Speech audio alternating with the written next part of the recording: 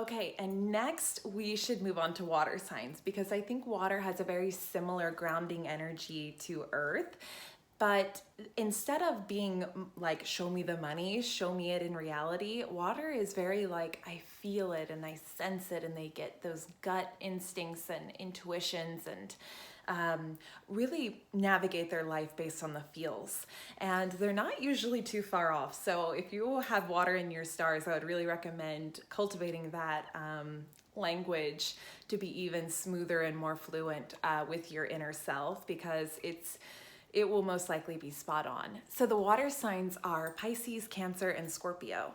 And a fun fact about water signs, they have one of the most physical tells of the zodiac. I believe it's one of the most physical tells. It's the eyes. So it's not necessarily a color. It's more so the quality of the eye and the gaze.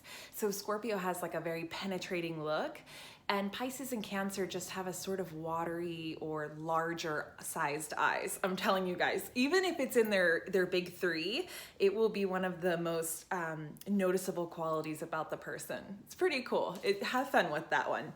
The Scorpio, I think, is like, everyone knows that. There's like a penetration with their look. And a lot of times people get intimidated by it, but they're actually not truly trying to do it. It's just their face. I love you, Scorpios.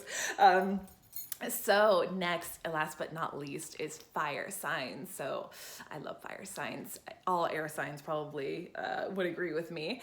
Air and fire just really feed off of each other in a similar way that earth and water do. So fire, similar to air, is very expansive and has a far reach. The thing about fire, though, that's a little bit different than air is they are more into the passion of it all. So the thrill, they can often be, I suppose the more shadow side of fire signs would be that they're thrill seekers.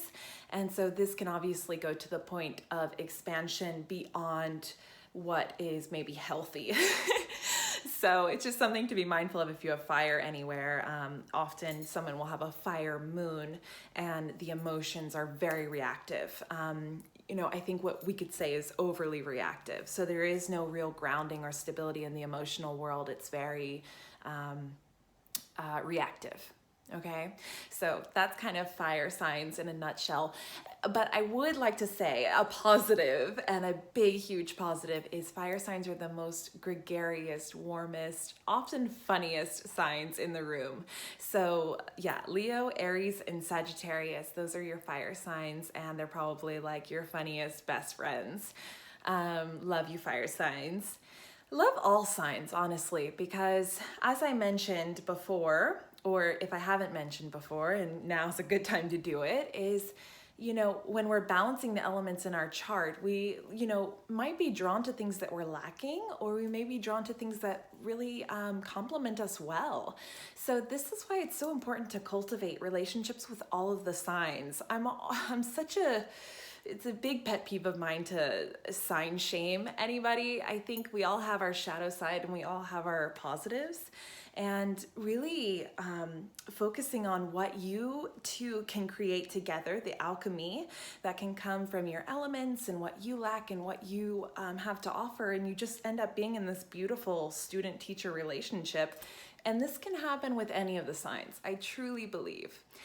So I hope this little rant serves you guys. That was the elements on the astrology zodiac signs. I love you.